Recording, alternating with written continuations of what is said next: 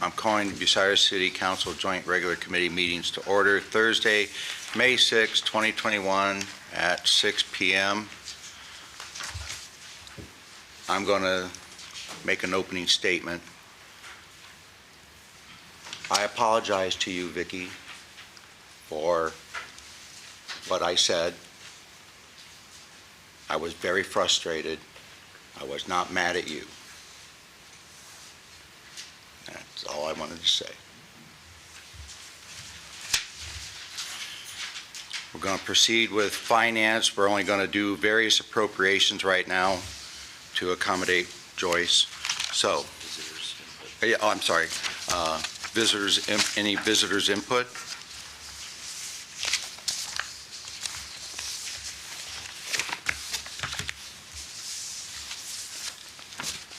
None being. Okay.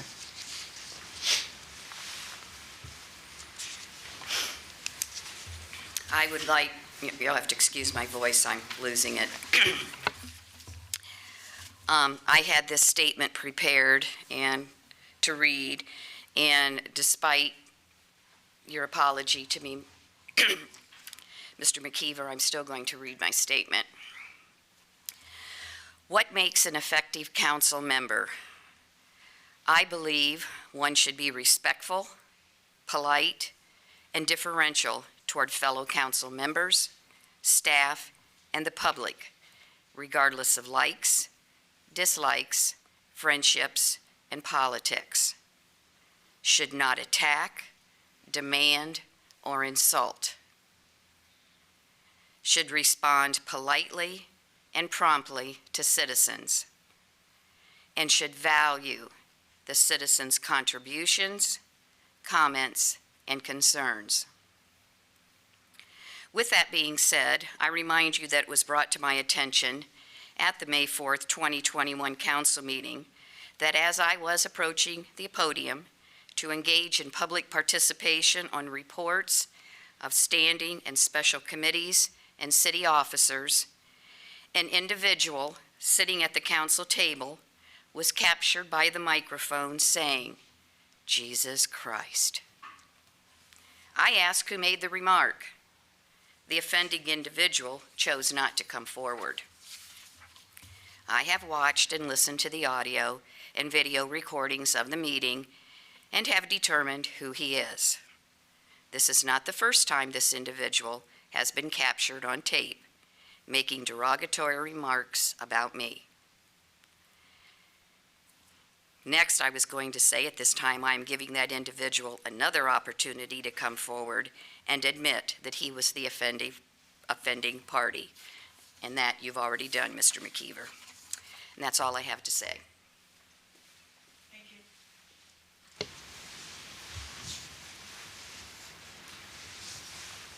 Any other public participation? I have a question for Mrs. DeShaw. Would you be willing to share that statement with me? You mean what I just read? Yeah. Sure, I have no problem with that. I'd like that, whether you want to email it to me or I can make a photocopy. I like the words that you said, so thank you. Anybody else?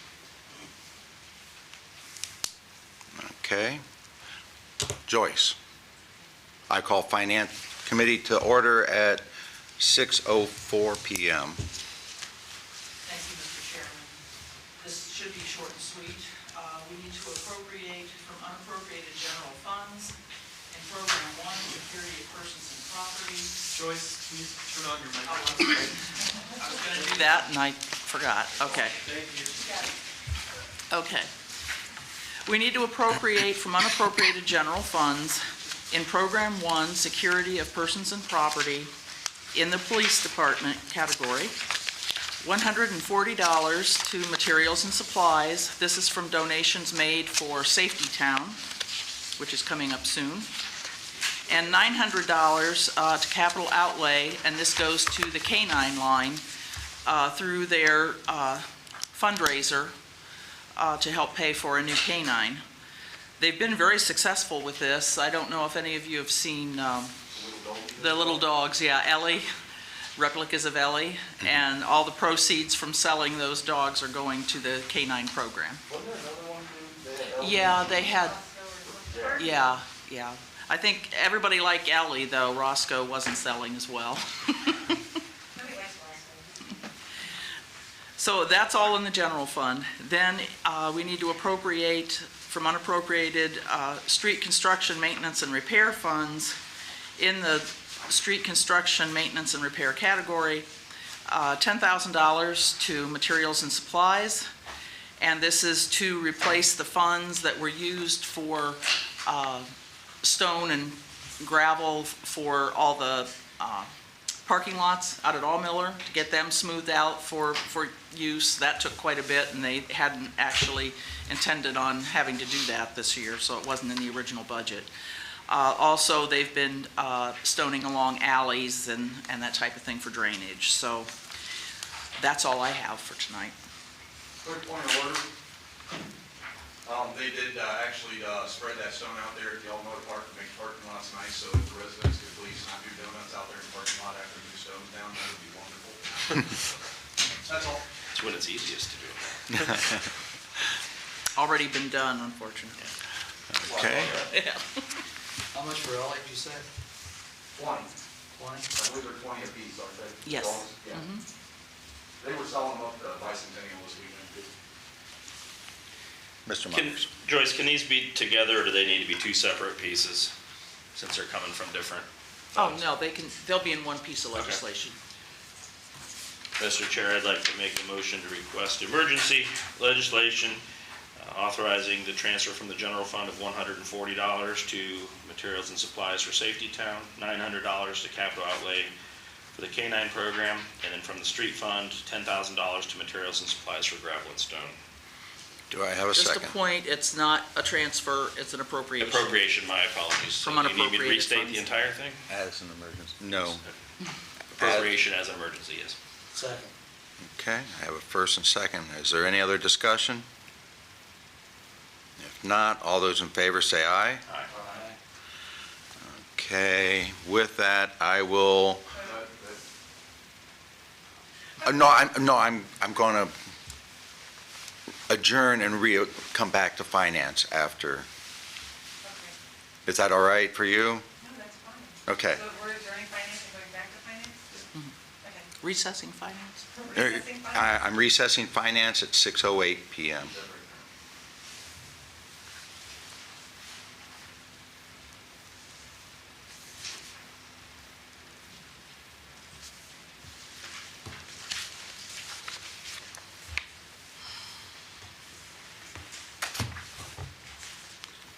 That's you. That's you. Got me all out of order. All right, that's why I quick, So I will then call economic development to order at 6:09 PM. thanks, Joyce. Oh, 6:08, sorry, 6:08 PM. Up on the agenda, we have the D.O.R.A. They're referred to as a designated. Sorry, John, I'm never going to remember, I'm sorry. Calling economic development to order at 6:08 PM. Up first, we have, and the only thing on our agenda is the D.O.R.A., therefore referred to as the designated outdoor refreshment area. We have with us tonight Aaron Stein, I believe is going to give us a presentation from the partnership. So, Aaron, if you don't mind. Are we supposed to say you all here before we actually start? Members present. Sorry. All except Lisa. Everybody except Lisa also. You. Aaron Sherry. Bruce Truca. And myself. Sorry, no, Oh, Kevin. Kevin. Kevin. See, should have started out with the way it was done. You're fine, Aaron. Would you mind helping me mess these up? Absolutely. Do I need to do the thing where I state my address and stuff? Aaron Stein, 117 East Mansfield Street, Bucyrus, Ohio. I am here on behalf of the Economic Development Office, for once not asking you all for money, just coming to talk to you about the D.O.R.A. Like Doug said, it is a designated outdoor refreshment area, and it's something that has been brought to my desk quite a bit in the last 6 months. And so something that we felt was time to dig a little deeper into. So I've spent the last few weeks reaching out to other communities to ask them how they've done and put their doors into place, what the pros and cons have been. And so the purpose of me coming tonight was simply to give you information. It's an informational moment for me. So again, this essentially what a DORA is it's going to alleviate that open container law that we all know within a restricted area of space, typically within a downtown, that allows patrons to purchase a beverage, an alcoholic beverage at an establishment, carry it outside of the establishment and out onto the street within the parameters of the DORA. There's a lot of other details within that, but that is the general gist of this. Because our community is 35,000 or less, that means we can have up to 150 contiguous acres that our DORA could encompass. Now, the area that's been proposed to my office quite a bit, you'll see in the front of your packet, and there's a larger one in the back, really is from about Baker's and then head south to about Wendy's, encompassing potentially the square and Shines Art Park. Now, that was just an example of where it could be. Do they have alcohol at the Greek restaurant? They do not. And when within that area, you have to have at least 4 D permit holders. Within that area that I have highlighted, there's actually 5. There's Baker's, Dillinger's, the Horseshoe, the Crazy Fox, and Norman's. Those are all D permit holders that could, if they choose, become a DORA participant. So, that is again, that's the general outline of what this could look like for Bucyrus. I'm not here to tell you what we could do. This is really gonna be up to what's best for Bucyrus. So for example, every city has chosen a different approach to this. Some have done a temporary DORA for a few months, maybe when it's nice out. Some do it year-round. For example, Tiffin started with a temporary, but they have a full DORA now, 12 months out of the year, 7 days a week, 11 to 11. So it really is just going to be what works best for our community, what makes sense for our community. I know that they were very interested in capturing that the lunch crowd. But other communities, there are 37 that I counted today, so that have DORAs. Finley's starts tomorrow. And so we have communities all around us that are putting these into place. So no shortage of communities willing to share with us issues, problems, concerns, what's worked, what hasn't worked. And all of that I'm happy to share some of. It's an extensive document. I tend to force people to drink from a fire hose when I talk or present, and so I apologize for that. I'm not going to go through the document word by word, but it just gives you the general idea. There's a lot of Q&A that we did with Tiffin.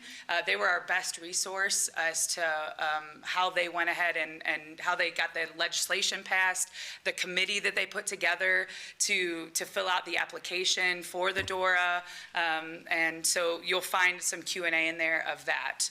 So, there's going to need to be some people at the table for sure. So for example, Tiffin, I asked first and foremost, of course, about safety. What has happened with law enforcement? Have you had to increase patrols? Have you had a lot of higher incidences of things like drunk and disorderly or DUIs because of the DORA? The answer has been no. The overwhelming response to the thing that's most challenging for the communities that I spoke to has been trash. That is the biggest issue that they have had, is that they don't have enough trash cans. They don't have the capacity to get them emptied often enough. And then because at the door, there'll be signs at the egress and ingress of the start and finish, a lot of patrons had their cups and they just stopped, and so they just set their cup wherever they were and left the DORA. So they'd have cups in windowsills and cups on the ground. So the communities have really been trying to tackle that. That's been one of the issues with that. So another question that came up to me was, well, what about like the Bratwurst Festival? What about those things that are established? Council can choose to take the DORA away, to temporarily suspend the DORA during something like the Bratwurst Festival, so that it would not compete, or Be an issue. or those beer gardens could apply for an F2 and include the DORA in it. as well. So there's some options with that. I know that that's a question that had come up. But really, I think my biggest takeaway with this is that this is something that is realistic for Bucyrus. It's something from an economic development perspective that could really help from a tourism standpoint. We have a beautiful downtown. We have a lot of programs that we're starting after COVID now to get back into place. Music at the Mural, First Fridays, the movies at the park. There's a lot of opportunity there. And communities that we've spoken to have seen a significant increase, the ones that had it in place pre-COVID. So they got all of 2020 to get creative with their outdoor seating and their outdoor, taking drinks in and out or waiting, because they can't have people close to one another. So they really took advantage of it. I would, like I noted before, I would strongly recommend getting a committee together that has representatives from the city, Mr. Ratliff, of course, law enforcement for sure, the D permit holders, probably a good idea for some non-D permit holders that are going to be affected by this. Some communities, they have where you can take your drink, let's say, into the Pelican and browse. Some businesses might not want that. So there's going to have to be some conversation about what that looks like. I think that would be really important. I think probably Projects Inc., a representative from there might be important because I know they oversee up by the fountain there. Really just anybody that could be at the table to help kind of work through some of the weeds and then help prepare the application to council. So happy to answer questions. Like I said, I know there's a lot in that packet that should answer some of them, but I'm happy to answer what I can now. Go ahead, Kevin. Procedurally, Yes. what do you need from us to move forward? Would you prefer that we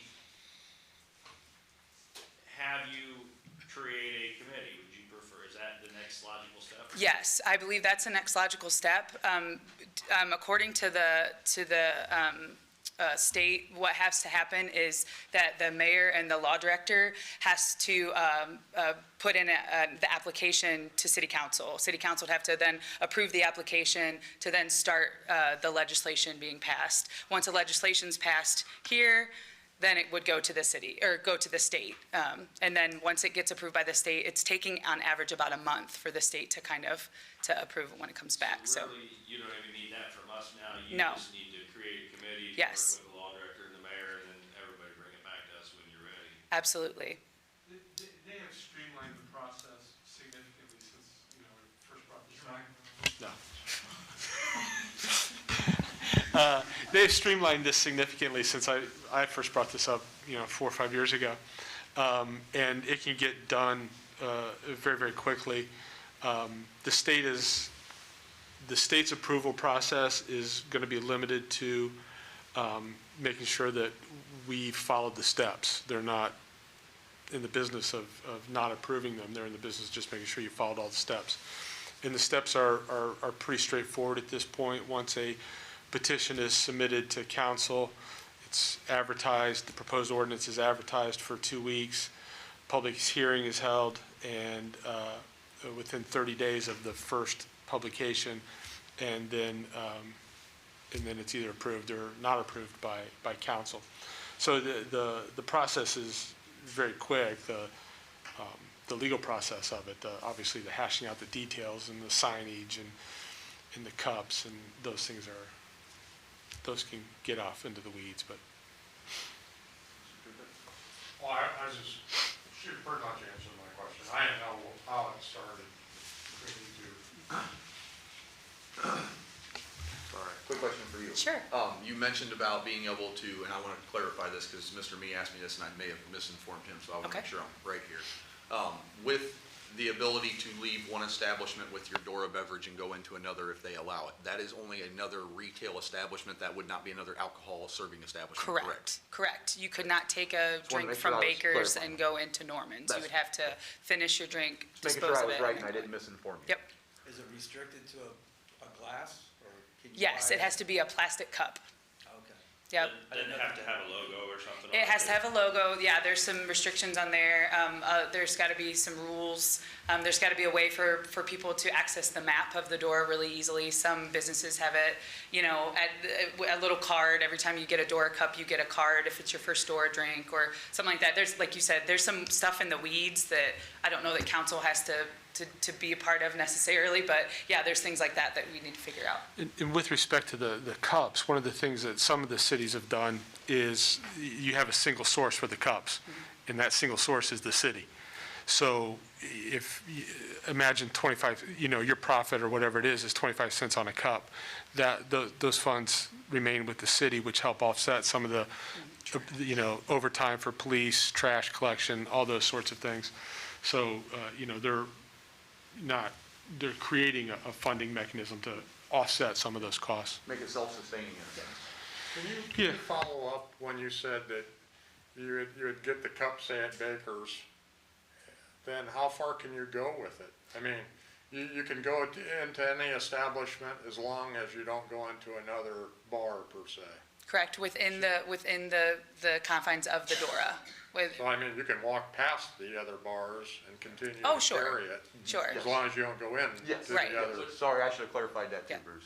So would it end up being kind of like you see the signs on an establishment that say, you know, no firearms? Would an establishment put up a sign say no open containers, no Yep, door, whatever? yep. Yeah, there was a community, I'm sorry, I listed out all the ones that I had talked to, but there was a community that did like kind of a stoplight situation where green was, we sell D.O.R.A drinks here, it's D.O.R.A all day.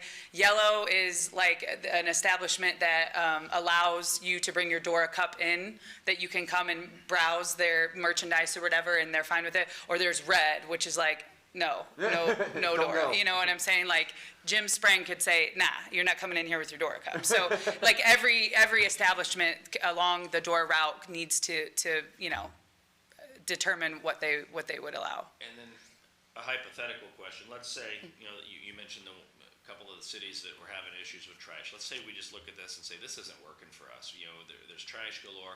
Is it just as easy to get out of it as it is to get into it? I believe so, yep. Okay. Yep. Another question I think that I might as well just go ahead and lean into now is we do have more than just those 5D permit holders. We do have the Elks, we do have the VFW, we do have all of those fraternal organizations that do have the appropriate permits. However, they can still only sell to their members. So you'd have to be a member to go in. I mean, you could be a guest, I suppose. As a woman of the moose, I believe I can bring a guest in with me. But it's something to keep in mind, because some of the communities have included their VFWs or their Eagles or their Elks or their animals. You know, they've included those in their D.O.R.A. With the understanding that that is how, like, their members could get a D.O.R.A drink and leave their establishment.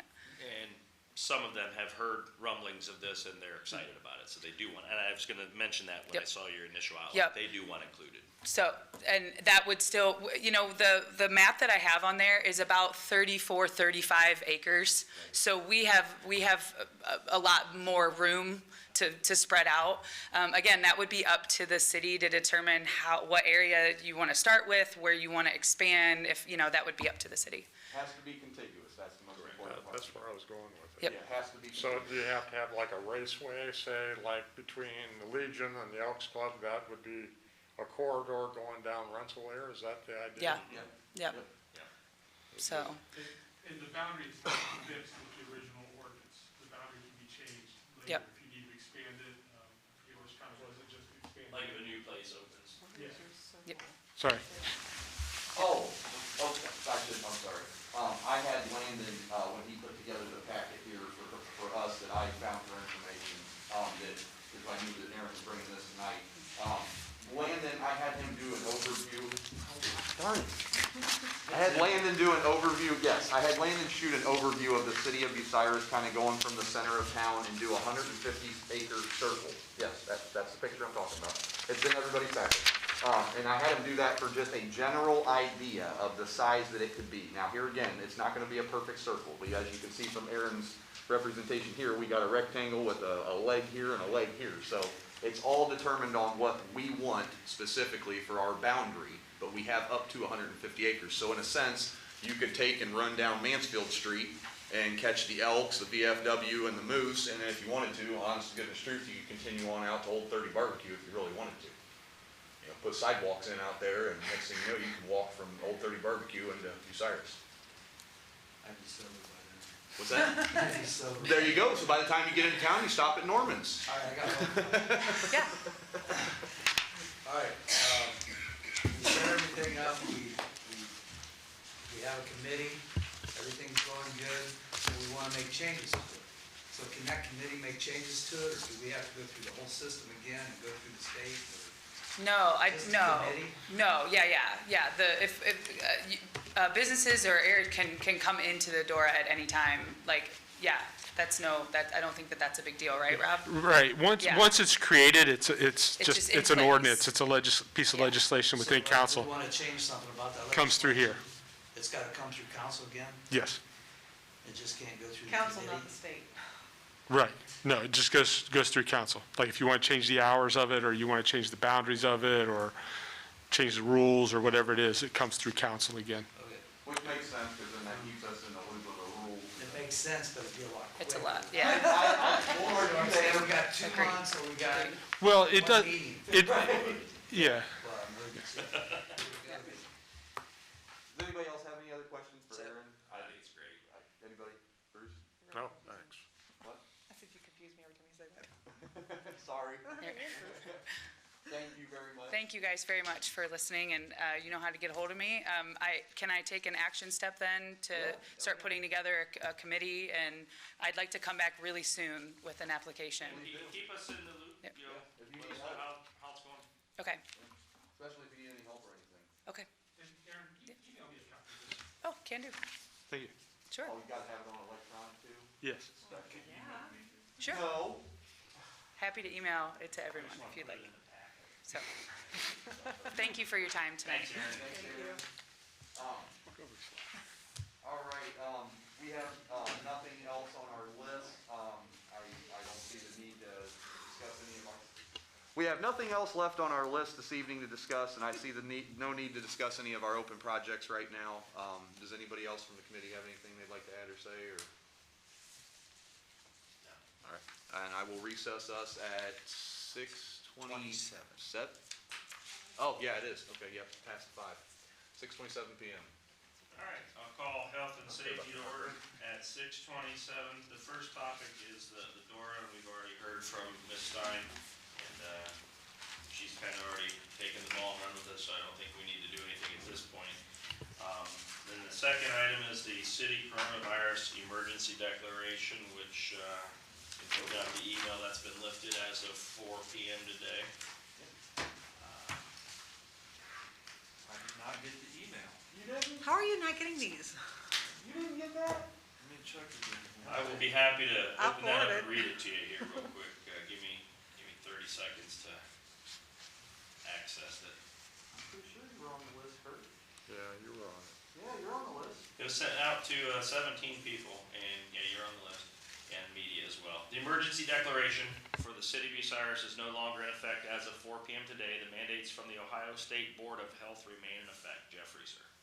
That was sent out Is at, that from the mayor's email account? Yeah, I just Yeah. forwarded it to you. yeah, and that was sent out at 3:49 PM today. I forwarded it to you. It should take a couple seconds. I haven't been getting any of the emails that have been sent out during the last couple weeks. I don't think your city, email address works. I've emailed stuff to you. I've You've emailed replied you. to me for it, so I know it's I working. know the other night when you said that you emailed the Kramer report that when you sent it again, it came through fine. Yeah. Well, I mean, I don't get any when they're specifically sent from the mayor. Oh. Were you spam blocking him? No. I need to do internet service. Well, we know he's not quite that tech savvy. Just put it out there. So is there anybody has anything else with that, or? Did you do your roll call? I did not do roll call. So the members present for health and safety are James Mead, Bruce Truk, Mark McKeever, and myself. Chair, my apologies. Sorry. I'm used to reading it off the paper. I don't know if it feels so bad. So if there's no other questions, then I'll Perfect, recess at appreciate it. 6:30.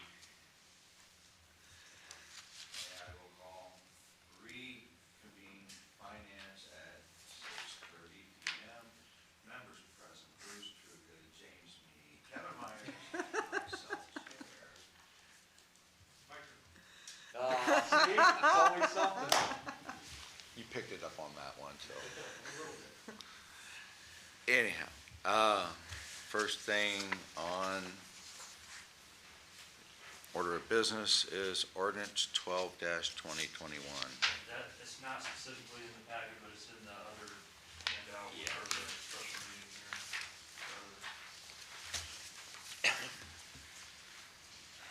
Mr. Chair? Yes. Since I made a mistake last time, I'll request emergency legislation for ordinance 12-2021.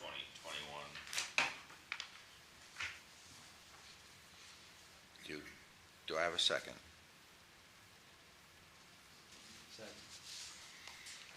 Okay, are there any discussion? Any questions? Jim, Bruce, Kevin? If not, all those in favor, as an emergency, say aye. Aye. Those opposed, same sign. Motion passed unanimously. Okay. Put that for there. The next item is the Billet Manpower.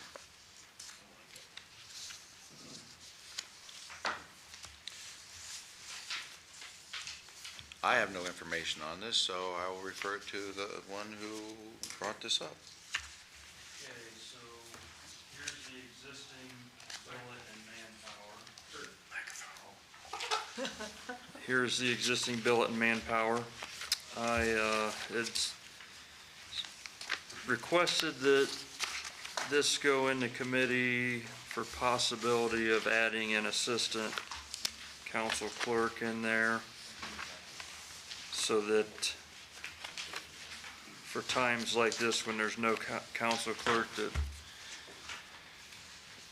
I can put somebody in there right now, because I'm getting pretty overwhelmed in that office right now. So this is not to employ somebody all the time, it's to put somebody It'd in just there be in dire part-time, situations when you get you overwhelmed. know, as needed situation. And right now, there's no funds being spent on the clerk's salary right now, since he's not getting one, so there's money there that can be, and it don't have to be the same rate that he was making either. No. I mean, I would put a range in there. That way it can be, you know, if it's somebody that's really good, it can be up here towards the top. If it's somebody that's kind of new, it can be down on the lower end, That'd be based on experience, correct? right? Yeah. It's kind of unusual, we've had it in the past. I mean, we had it when like Virginia's Arms would, you know, maybe take a vacation, or she had extra duties that she had to have done, she would have another person there to help her from time to time. I mean, it wasn't all the time. And I would also maybe suggest that we make an ordinance or something that whoever that assistant person is automatically is the pro tem clerk. That way, because there's a couple things that I don't think I can legally do as far as putting in the ordinance books on when a piece of legislation is officially passed. It says right in the O.R.C. this, the council clerk shall do this, the council clerk shall do that. I don't feel like I can do that legally. I feel like it'd have to be the pro tem. Mr. McKeever, I hate to ask a question when it's not my committee. I hate speaking when it's not my committee. Didn't you guys, when you cleaned the billet up just a little while back, didn't you remove that exact position out of there? I was just asking, because could we just refer back to that billet and see what that, and then use that I as a... think it was before that. I don't think. I was just asking. There was a casual pool secretary in there, which wasn't specifically for the council office. It was a position that kind of floated around the building. Okay. That was removed. I just wondered if it was, we could refer to that to...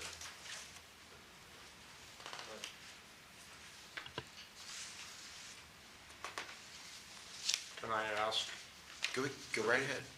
can I ask you a question, Vicki? What other duties, I mean, what other circumstances did we use the helper to Regina, per se? I mean, that was, can you? Well, I mean, you had Sylvia Wingert at one time, and then you had Sharon Hildreth, That's what and, too. I mean, they just assisted Regina. Not having been in Regina's office, I don't know exactly what she had them do. I know at one time Sharon did serve as clerk pro tem at a council meeting. And I know when Robert Clark Neff Sr. was the law director, he would serve as clerk pro tem when the actual clerk was absent from the council meeting. Not only served, but prepared the minutes, signed the minutes. I believe, well, I don't believe, I know, that Eunice Colleen at one time served as clerk pro tem at a council meeting when Kelly Patterson was absent. Now, on that particular council minutes, it had recorded by Eunice Colleen, and then minutes prepared by Kelly Patterson. So both of them signed. But it stipulated that Kelly was signing in her capacity as having prepared the minutes. Eunice, served as the clerk and did the recording, and then she just passed the recording on to Kelly, is my understanding. Thank you.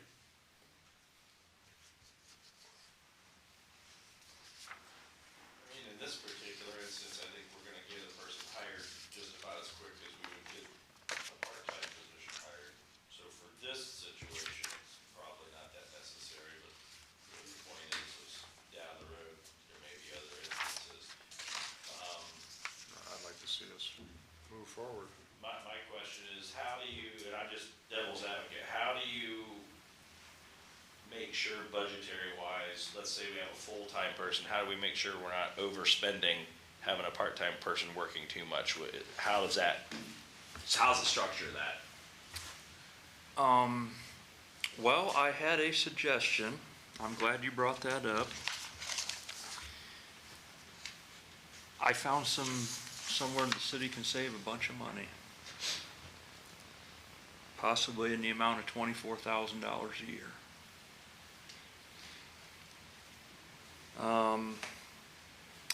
Back in 2016,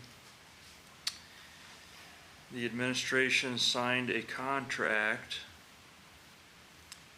which I have a copy of in my hands right here, with Time Warner Business Class for internet at 500 South Sandusky Avenue, 223 East Mansfield Street, 3457 Beech Grove Road, and it's over $2,000 a month. It's a 5-year contract, and it's going to be up this November. Prior to this, I was supplying internet to the city through the towers, and then they decided for some reason they didn't want to receive that free internet service they were getting. I would be willing to donate it back. Okay, but that doesn't answer my question.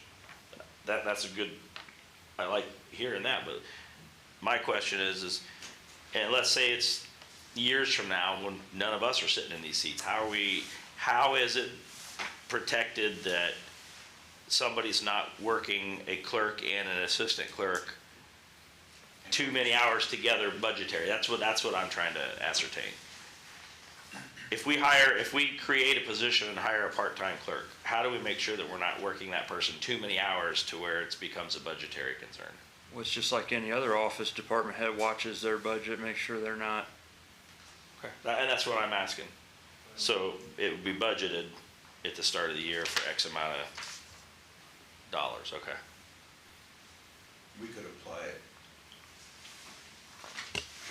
We could apply it just like Gordon Grove. Garden Grove's. X amount of dollars, and when it runs out, it's gone? Or He you gets or you X amount of replenish it. hours at that. Doesn't Gordon say he's not to exceed so many hours in 1 year? Yeah. Wasn't that right on here? We can do that with that position too, correct? Can I make a suggestion? In the process of going through hiring this next full-time person, can we kind of do this at the same time where we can, discuss how many hours we think we're gonna need that to be and do all that? Well, let's say something happened to the full-time person. Let's say the full-time person up and left. Or, anything could happen. They could get killed in a car crash. Right. If it's set up to where that person that's part-time could immediately start working extra hours, I think that'd be beneficial. Well, yeah, and I think that's where we would just have, if we were at the end of the money, or the end of the hours limit, we just change that. I don't think that's an issue at all. I guess what I'm getting at is I don't know what that right number is tonight to request legislation tonight. How do we know how many hours we want this person to work? I think that might be more research and a conversation to have over the next week. I agree. To get the numbers through. Yes, Aaron. All right. Now, I've heard it, part-time person, and then only as needed person, and so many hours, but, what if we can go over on the hour? Isn't there a way to set it up that if we do have something like this, okay, they're only allotted so many hours a year. If we don't use that, it goes back into that budget. It doesn't go anywhere else, it goes back into that budget in case we need it for something else or whatever. But the thing is I think the only time you could go over on hours and make it to set up the thing right, the only way you could really make it so that you go over on hours is if they were forced to take over the position full-time until another was hired. Like, that wording would have to be in there, not just, hey, we can Right. go over on those hours, Right. because that just leaves it wide open for them to do whatever they want after we're all gone. And Well, everybody's watching the pocket of them. Well, eventually, the fund will run out of money in the line item if you try to work too many hours. Right. I think, though, to maintain their proficiency, you want them to work, a couple hours a week or a couple hours every other week, just to be in touch with what's going on. You don't just want to have them on the books and, it's been 12 months since we talked to you last, but hey, we need you tomorrow. And that person could also, see what the full-time clerk's doing, and they'll know, because right now, Todd was the only one that knew Right. where every little thing was in that office. But if he had somebody that was in there part-time, they would be familiar with where things were too. In conjunction with that is, if we hire a new person, do we need to put them on at 40 hours, or can we put a new person on it? I'm not 100% convinced that the position there was 40 hours, it was full-time anyway. I mean, If that's I- pay, it is. I think there was I think the same job could be accomplished with less than 40 hours a week. Just from what I've noticed with myself doing stuff here in the last 2 weeks. I'm just thinking if we did 32 hours and then did 8 hours with the other person all in the same week. Something like that. That way you keep somebody proficient, was the reason I was asking.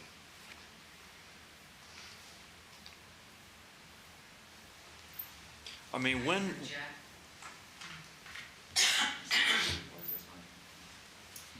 You were talking about hours. When I served as the law clerk, and also in conjunction with that served as the casual secretary, the ordinance, the Manpower ordinance specifically stated in there, law clerk, 15 hours per week, casual secretary, 10 hours per week. Before I took over as the casual secretary, the gal that was doing that, council had given her 20 hours a week. Then when she left to take another job, and I was approached by the law director at that time and was asked, if I wanted to step in and do the casual secretary position, I told him I was fine to do that. I stepped in at what the pay rate was for the casual secretary, which was different than what my pay rate was as the legal clerk. And at that time, I told him 20 hours, that was too much. So I said, hey, it can be done in 10 hours. So I somewhat have to question. I mean, I've not worked in the clerk of council's office, but when I started working for the city in 1977, the clerk of council position was part-time. And it wasn't, and I can't even remember who some of the clerks were before Regina stepped in, but it wasn't, and I believe Regina, when she came in as part-time. And then for whatever reason, that position then was made, full-time. Now, when you mention, Kevin, and Rob can correct me on this, if you would do 32 hours for the council clerk a week, and you would do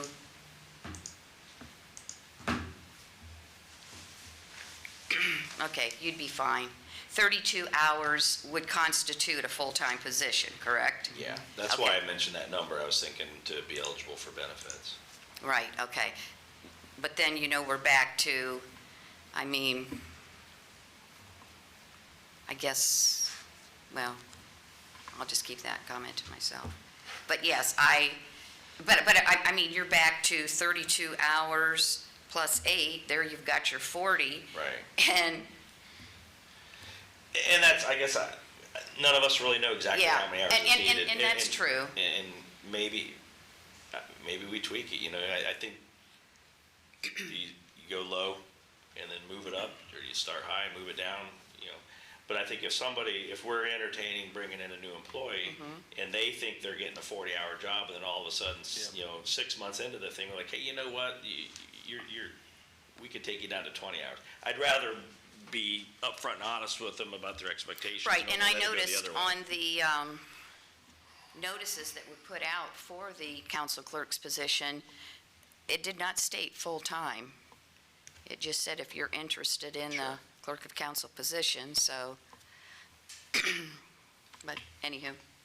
Thanks.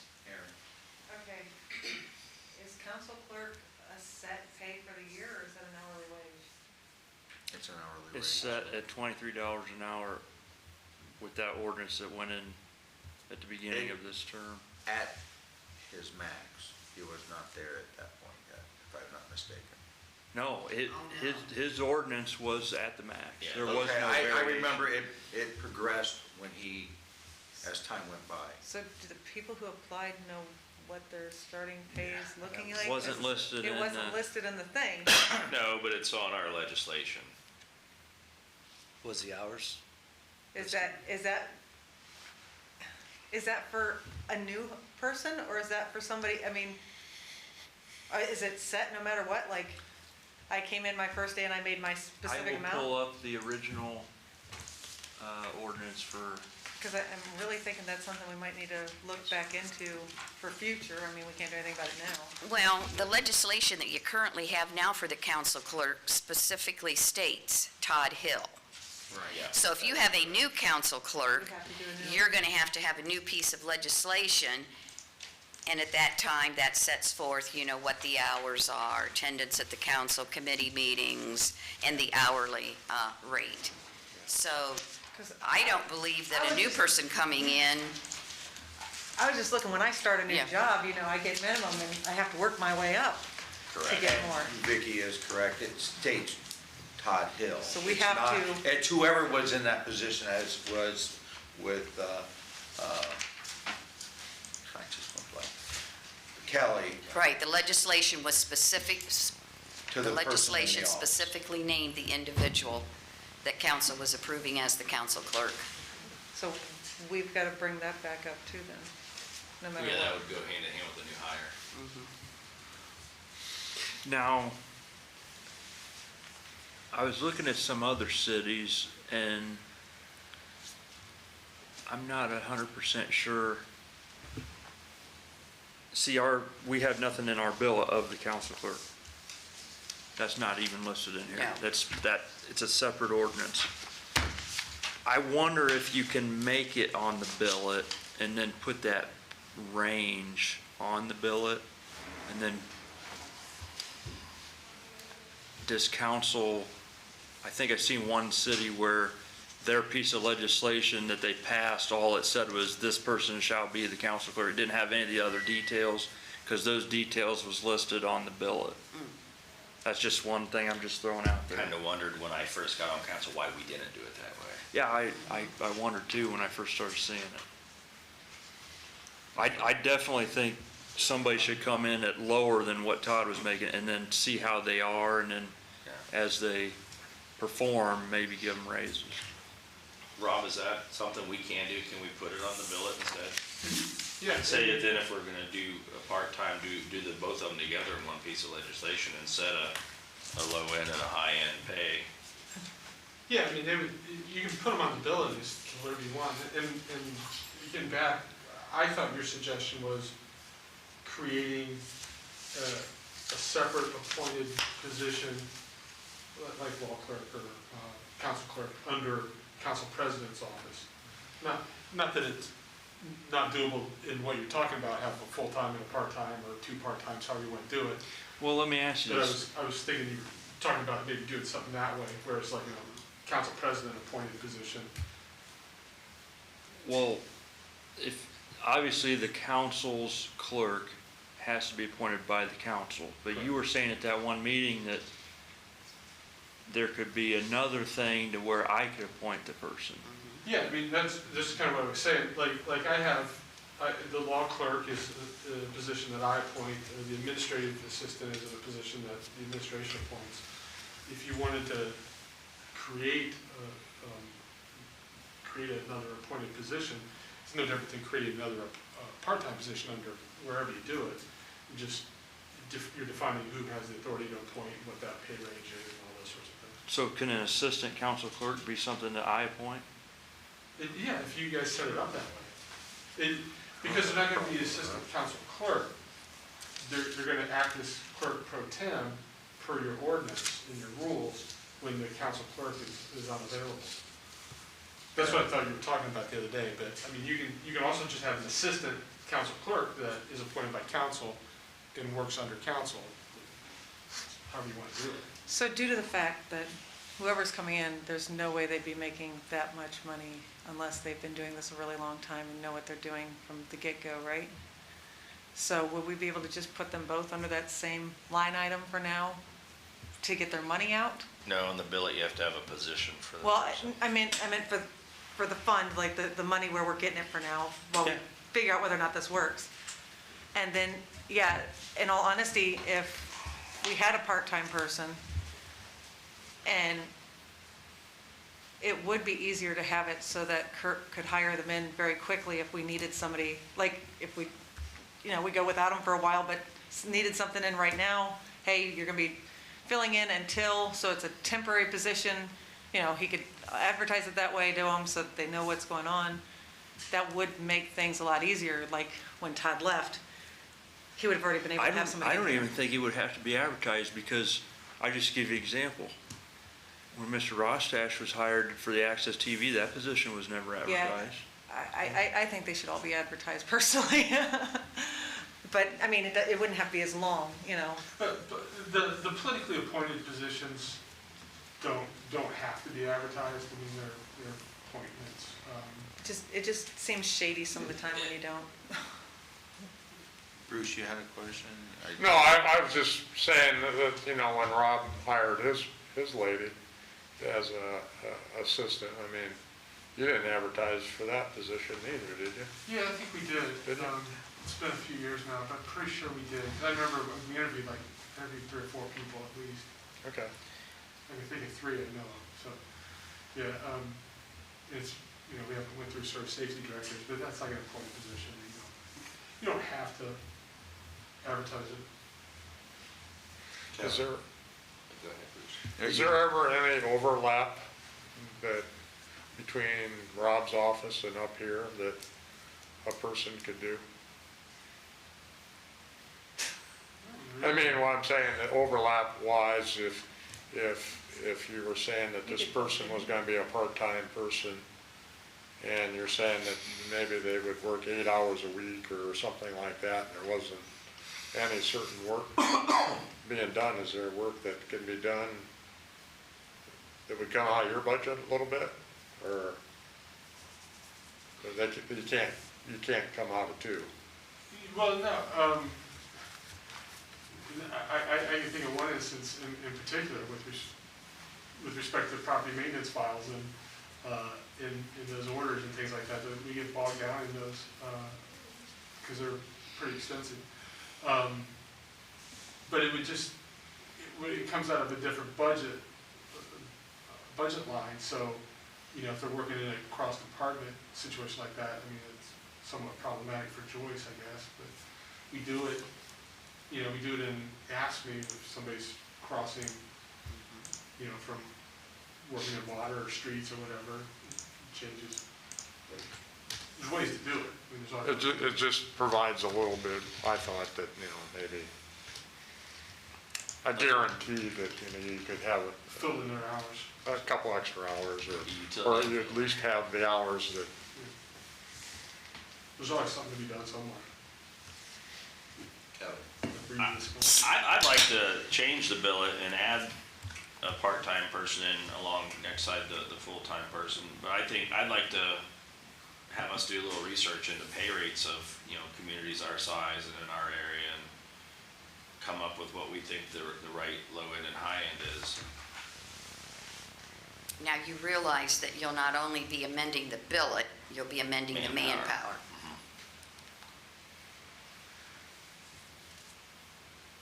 Yeah, is there a reason though that originally it wasn't put in the billet? I mean, there's some reason you would think that there would be a reason why that it's not been done. Yeah. Why there was a separate piece? It's always been like that. Well, it was like that when I started working in 1977, January 1st. Nothing to do with. And I don't. One of those things, is because it's always been done that way. Hey, I had emailed the clerk over in Gallion City, and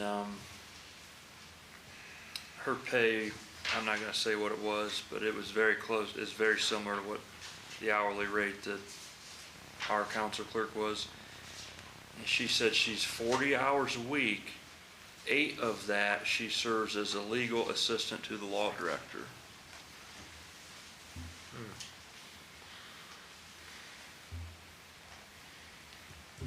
Is your legal assistant available? Can we have her a few hours? Just a couple hours a week? I do think that we ought to do some research on some numbers, and I think We need to. I'm with Bruce on this. I think it's something we ought to do. So do you want to get this going now then? In the billet and Well, we gotta come up with set it up, numbers to put it in there. set it up later? I'd like to get it going sooner than later so I can get some help.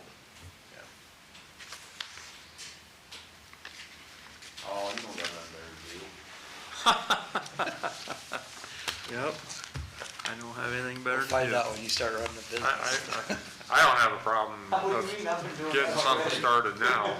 I mean, I don't know. We gotta know what's available to be working with. I mean, the fund is only so big. Well, I got it right here. I got the trial balance pulled up. I'm almost kind of wondering if there needs to be another line item under here for personal services, because it says council clerk salary is its own unique line item. So I don't even know if we could even pay out of that line item.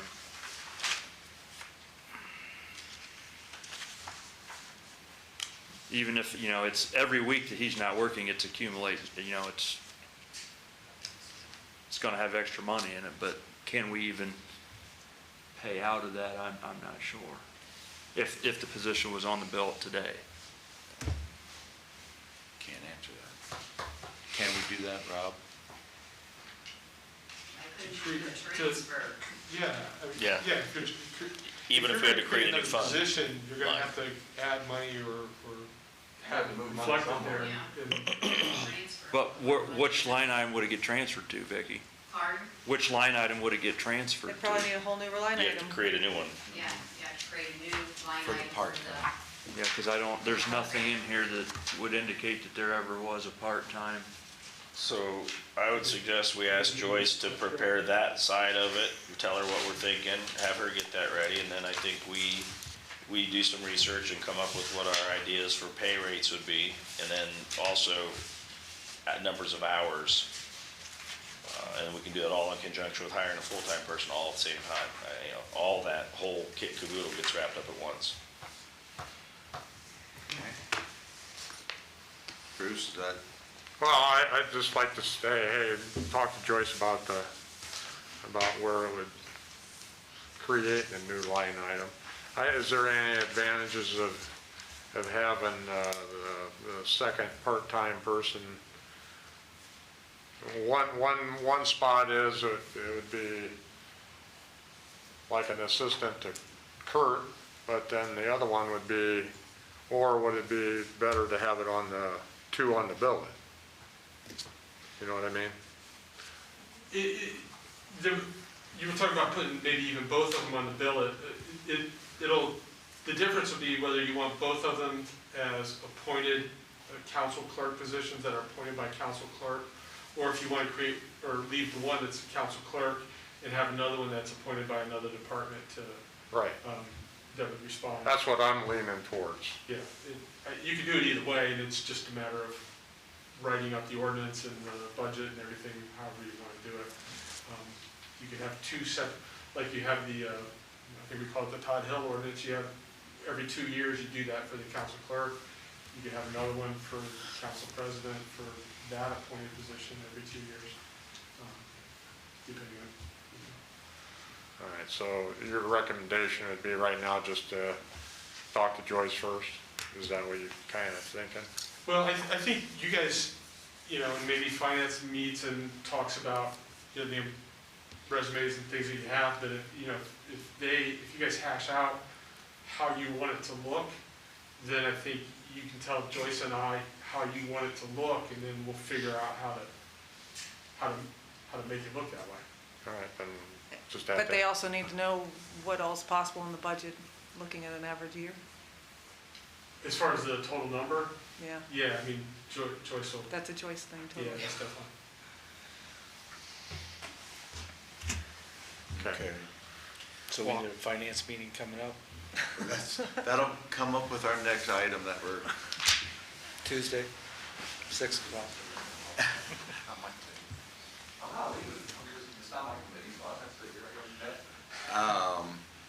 Tuesday's the only day I can't do it. so, just to get this clear, you would like me to ask Joyce to look at creating another line item for the part-time clerk, Right. okay? But she also needs to look at the numbers available as part of that. Right, yeah.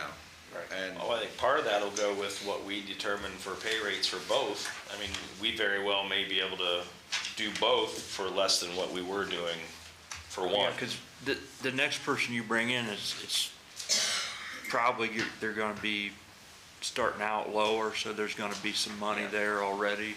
Right. So we're gonna need them, on the billet too. They're not gonna have a separate contract, correct? Is that what we're talking about here, too? The person that takes the job permanently? Yeah, That we hire? It's not we permanent. would appoint, it's appointed every 2 years. Okay, it's appointed. Yeah, we would do that for both of them. Right, for But- both of them on the billet. Just so I understand it, Todd's replacement is gonna be on the billet now instead of a separate contract. Yeah, and I don't know, I mean, it would be purely supposition, like, as Vicki said, I mean, she was here forever and that was the way they did it. And purely supposition that maybe the reason it was never put on Billet and Manpower is because of that. It is reappointed every 2 years, so no matter who it is, and, we've had people served in that, Regina served in that position for many, many years. no matter who it is, they are subject to that 2-year appointment every time. Maybe that's why it wasn't, I don't know. Correct, but they're always going, that position's always going to be there as far along. Somebody. Yeah. will be- Somebody's yeah. going to be Positions, there. the position's gonna be there by statute. That's my argument about, hey, let's put it in the billet. Let's put both positions in the It's billet. required instead by of- the Ohio Revised Code to be there, that position. But it's not required to be on the billet. You are required every 2 years on the ORC to appoint somebody. Correct. And I don't know, that, maybe that's why, because they always just did it with that appointment ordinance and put everything in that. I don't know. Well, I'd still like to have the ability on the assistant clerk for me to exclusively appoint or remove that person. And it just, And not have a ordinance that council has to pass saying, this person shall be so-and-so, the assistant clerk. yeah, and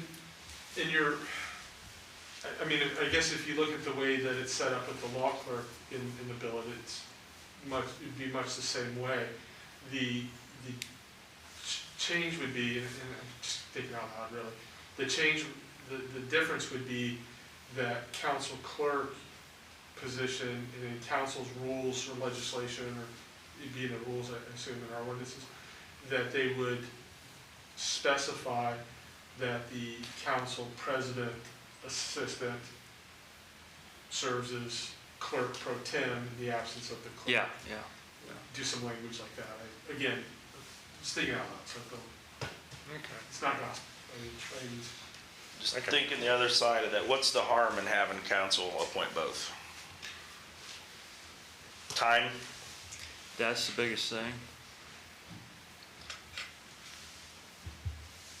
Well, that one, What if you appoint them both at the beginning of the term? Well, I think what he's saying is, well, but your argument's gonna be, because like in a case like now, but if we'd had both positions filled, the chances of them both leaving at the same time are probably pretty slim. So you'd have that person in place. that one ORC said that I had exclusive.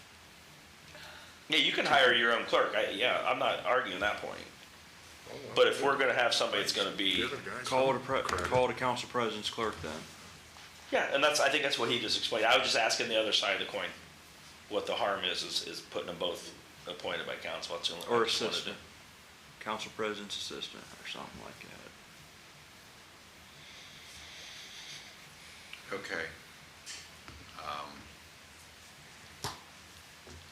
I will get this information to Joyce tomorrow to create another line item for the part-time position, and we'll determine how to title that position. And about billet or separate due to the 2-year appointment. So I'll get that for her tomorrow. Are there any other discussions? Is there a way we could have maybe a follow-up meeting then sometime? That's what I'm saying, we're gonna, Okay. the next item. The council clerk hiring. One of the 10 applicants withdrew they called me today and withdrew their resume. Okay. All right. I feel we should have a meeting, a special finance meeting to cover 2 items. This on the pay and go through the resumes that we've received, minus the one that withdrew. And go into executive session to discuss it, to decide to narrow it down to possibly 3 applicants. Instead of trying to interview 9 people, we can go through and discuss the applicants. With the 4 of us and, well, 4 of us and Kurt, 5 of us. Kurt, yeah. That's what I'm saying, what we already discussed. So you're not calling them in for interviews at that meeting, that'll be later. We're gonna go through it and narrow it down, and then we can discuss when we can set up a time I to sent, contact them. I had requested from all of the applicants that they write some sample minutes. I only got 5 of them emailed back. I emailed them to everybody yesterday. I don't know if you got them. That one person who took away theirs, were they one of the 5 that? They were not one of the 5 that had provided the sample minutes. So do we grant the 5 the interview then? That's what my suggestion would have been. But Well, I think, I like your suggestion, let's meet early next week and go into session and discuss it, and look at the resumes Okay. and talk about it then, and then we can. Yeah, we could talk about that. We don't have to say what we're gonna do, whether it's 3 or 5 or what it is. Right, that was just a suggestion, that's all it is. I need a date and time. Can we do it Monday? As long as it's not on Tuesday at 3:50, because I got an eye doctor's appointment. Tuesday's my So only 15. bad day next week, I could do any other day. I vote for Monday if everybody's free Monday. Monday or Wednesday? Monday, let's get it done. Yeah. Monday. What time? Well, you guys at work, what's the earliest you can come? 6 o'clock. That's pretty I can't, that's the earliest, the 6th? I can't get here any sooner. Okay. I mean, I don't have a problem with that. 6 o'clock, fine? Yeah. Okay, Special finance meeting. and And we're executive going to session. executive session. Have fun. Thanks. Enjoy. It is on the 10th at 6 p.m. Okay. With that, I will adjourn, unless there's anything else in the committee. I will adjourn at 7:12 p.m. So at 7:12 p.m., I will call Public Lands and Buildings to order. Aye. I was going to. Okay, present we have Doug Vogt, Mark McKeever, Bruce Troop, and myself, Chair. On here, we have City Hall metal detectors first.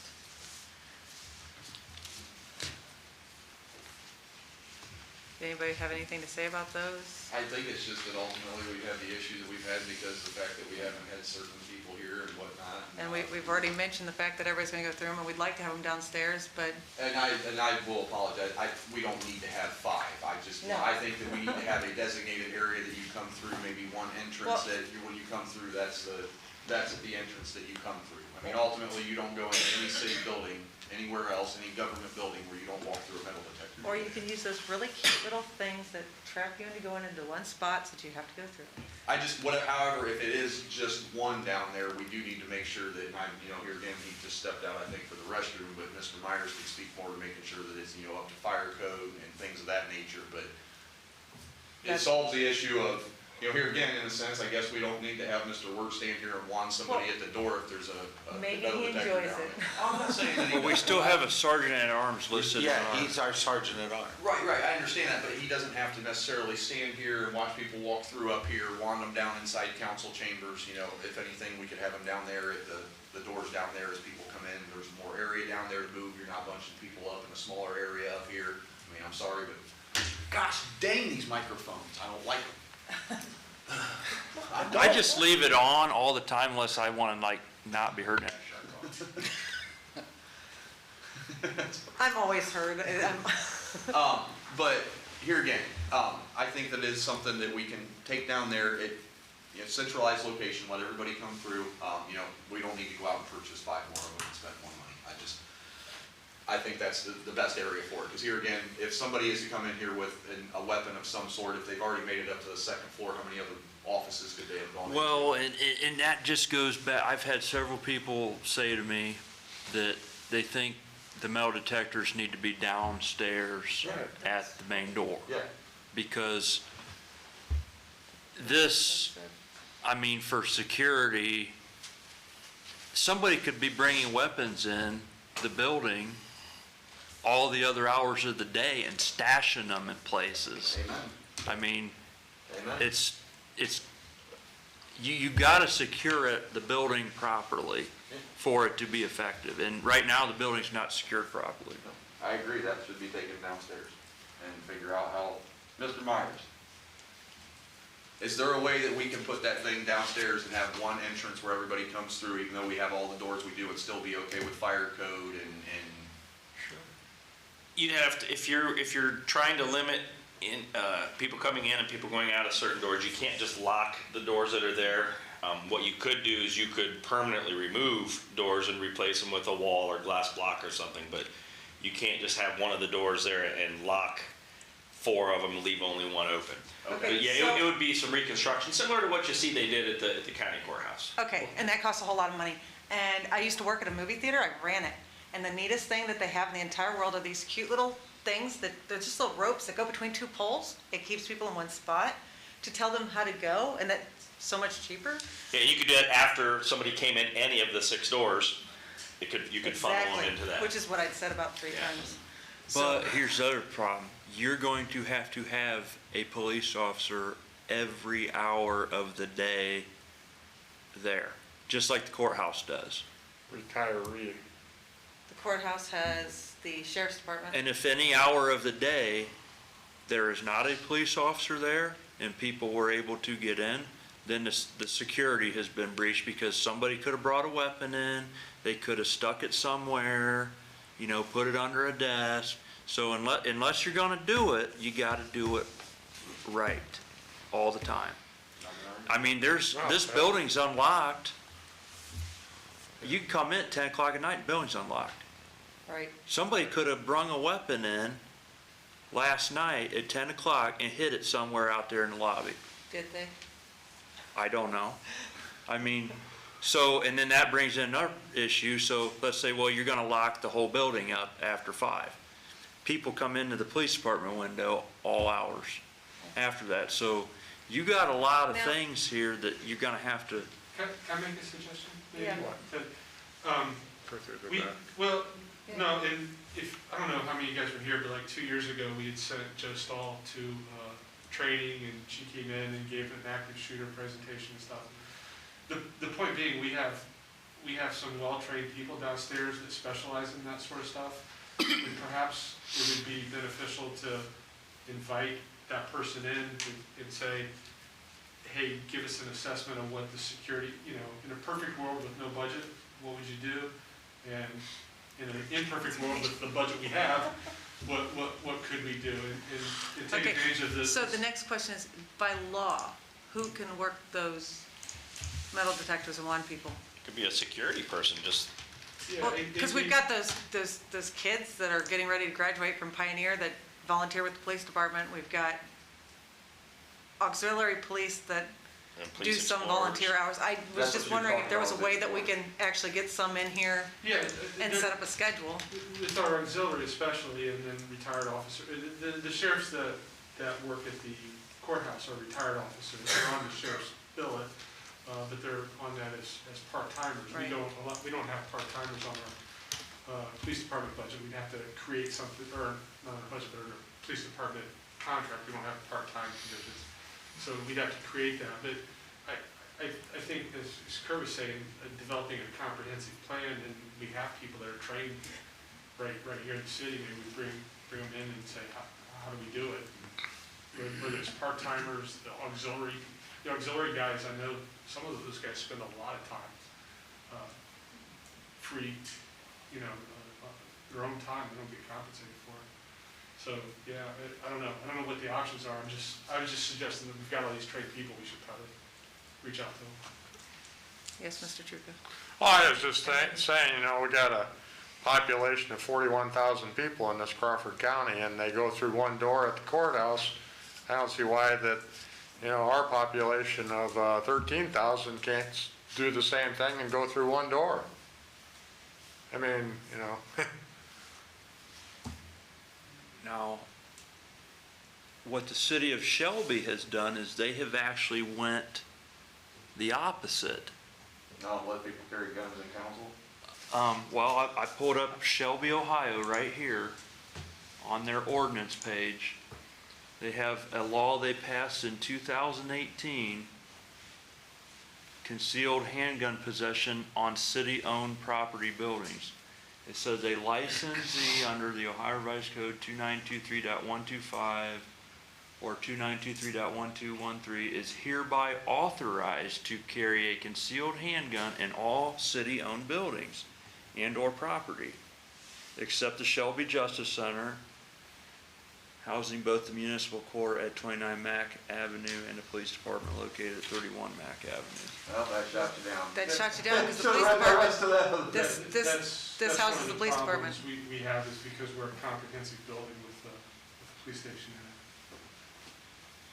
Well, the other thing, you know, these guys working out at the water treatment plant, they're out there all night by themselves.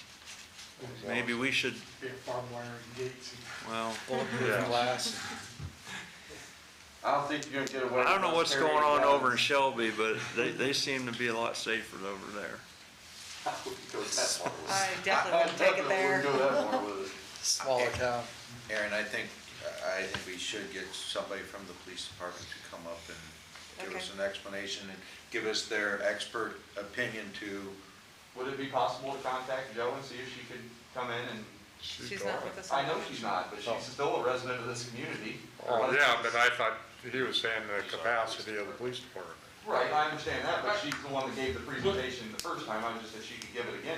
maybe. What I'll do is I'll ask Chief Ossenheimer if he has somebody on staff, because he's got some really, I mean, a lot of those guys do a lot of training in a lot of different areas and stuff, so whether it's him, and he may tell us to call the sheriff's office, or, because Joe's with the sheriff's office now, so. Mr. Me? Doesn't Sergeant of Arms have to be in the room? Isn't that like a point of parliamentary procedure or something? We require that, that was added. So whether the metal detector's down there or up here, we still, by our codified ordinance, have to have a sergeant at arms. In the room. In case Not somebody out wanted to in the jump the railing and come at us. Well, we got a chain. We're good. Fully protected. Actually, you got wasp spray back here under your desk. Yeah. That'll save it. I had some kids that would come up here and they'd ask me what that was for. Okay, I think that'd be good to get somebody. Okay, yeah, so you're gonna ask? I'll Rob's call- gonna ask. I'll All talk right, to Chief in the morning. so next is the city coronavirus emergency declaration. Why was it on the list? Just because it was ended, or? No, it was put into both committees when it was referred at the last meeting. Or it was 2 meetings ago that it was referred. Well, as long as we're still supposed to be following the health department's guidelines as part of that. One more thing, Madam Chair. I know everybody's anxious to get on the first one, I'll take 2 seconds. I put on your desk another thing from American Tower today. I thought, when I first got it, I thought it was the same one as I gave you the other day, but it's not. This one is for T-Mobile.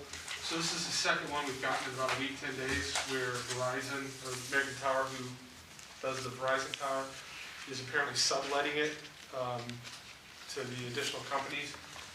It's probably good for our wireless signal. I don't know what it means, but it also,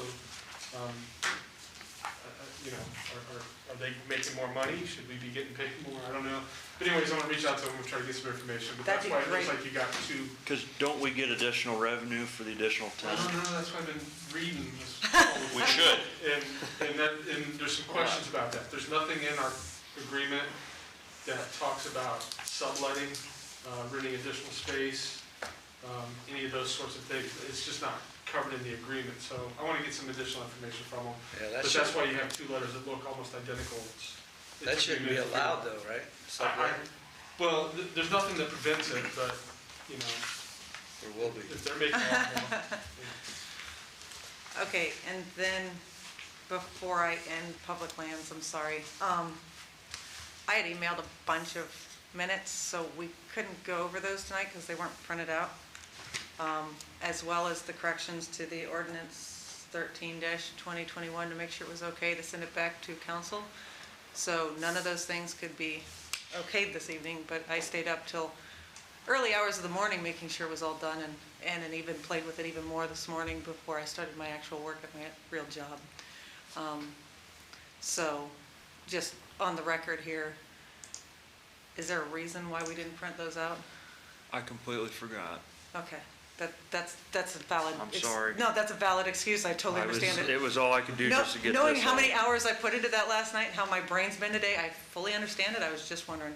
Okay, Aaron, we real appreciate it though. I want to thank you. I don't mind doing it, because I know we gotta get it done. Well, I will definitely tell you thank you for doing mine for me, because like I told everybody before, my English professor or English teacher in high school, when I tried to take CP English, told me, don't ever come back here again after this year. I'm gonna pass you and get you by, don't ever come back again. I am not good at punctuation, nor am I good at typing minutes. What's this, Doug? Do you know anything about this? I just gave that to you so you can have it for reference. I had a resident, I really didn't want to speak about it. I was gonna wait till after the meeting. I wanted to kind of talk to Bruce alone, but, it was just a resident that lives over around the Auto and Penn Avenue area. He was an insurance customer of mine. He is not anymore, but he came back to my office because he knew I was on city council. They're having issues with people kind of, he put it as drag racing, driving erratically and fast around that neighborhood. The residents have all gotten together. They would like to see something done. I reached out to Mr. Wagner this morning. He was supposed to reach out to Mr. Alsenheimer, see if they could get some maybe more patrols over there, or at least reach out to the resident that contacted me and see what they could find out from the other residents and see if there's something they can do. There's the same similar issue that's going on over on Southern Avenue that they're in the process of also trying to take care of right now with reckless, erratic, fast driving as well. So, but that's all that is just to show what it was. The speed trailer, could that be? Well, that was what they were planning on Southern. Mr. Wagner told me this morning, but he wasn't sure what exactly Mr. Alsenheimer would have as a determining factor of what he would do, but he said he would pass it along to him. So, sorry, Bruce, I wanted to chit-chat with you about that afterwards. I didn't want Well, real quick, we're gonna go ahead and end public lands at 7:27. So I recessed it at 7:27, sorry. We're gonna add that information into this, any open discussion at the end of the meeting. Did anybody have any public participation for the end of the joint regular meeting? Anything else that they want to touch on? Okay, then I'll recess joint regular at 7:27 as well. Okay.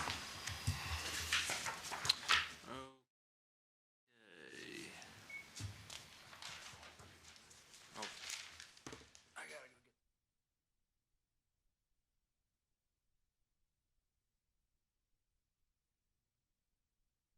Just slam your hand on the table. It's good enough for me.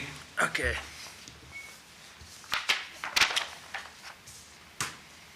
Just use your hand. No, don't slam your phone.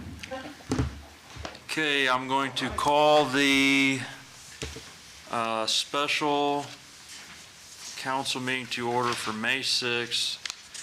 It is 7:28 p.m.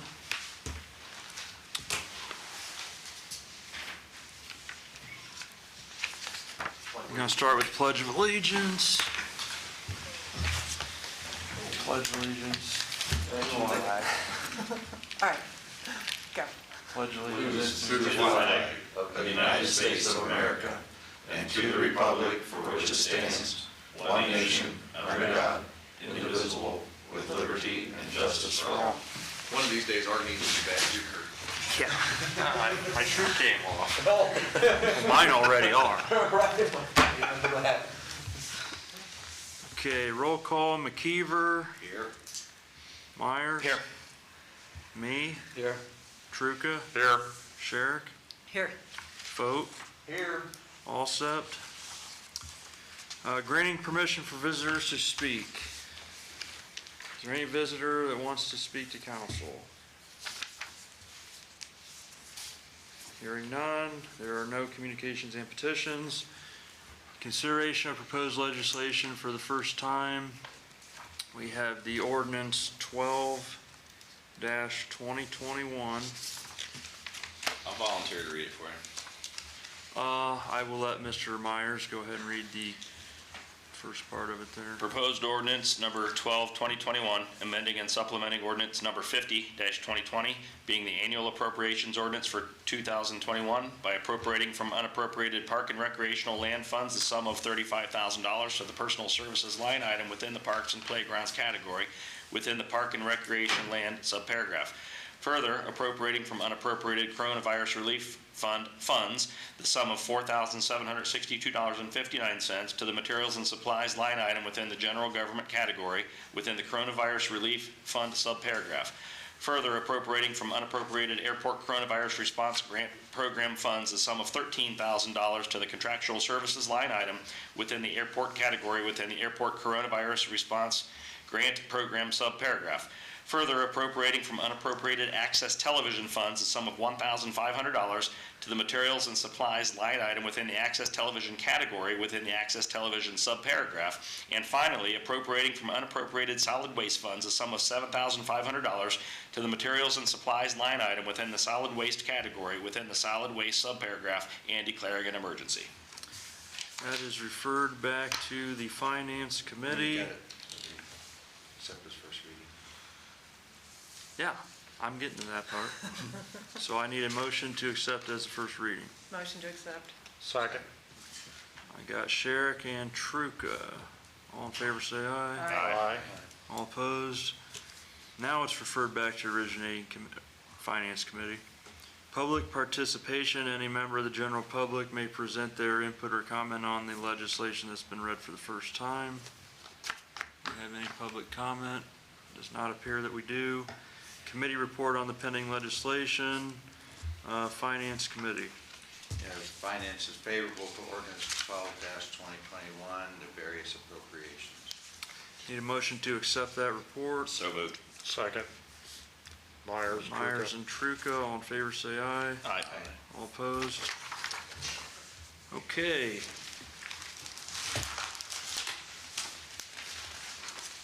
Further consideration of pending legislation for the second and third reading of proposed ordinance number 12-2021. Do I hear a motion to suspend the rules, waive the reading of the caption and text, and declare it an emergency? So moved. Second. Got Myers and And McKeever. Sherrick. Okay, McKeever, Yes. Myers. Yes. Me, Yes. Truca. Yes. Sherrick. Yes. Vote. Yes. All accept. Do I hear a motion to adopt proposed ordinance 12-2021? So moved. Second. McKeever and Myers. Okay, McKeever, Yes. Myers. Yes. Me, Yes. Truca, Yes. Sherrick. Yes. Vote. Ordinance number 12-2021 is duly adopted. Lisa had got a hold of me earlier, said that Motion. Second. I wanted to hear where she was at. I did too. had, I mean, we were gonna go with it. something with her kid being in the wrestling thing, something with the His senior coach. year. So who first did the, Vote and excusing? McKeever. Vote. And then McKeever, all in favor, say aye. Aye. All opposed, need a motion to adjourn? So moved. Motion. Second. McKeever, Sherrick. McKeever, Sherrick, all in favor, say aye. Aye. Aye. We are adjourned at 7:33. 7:30.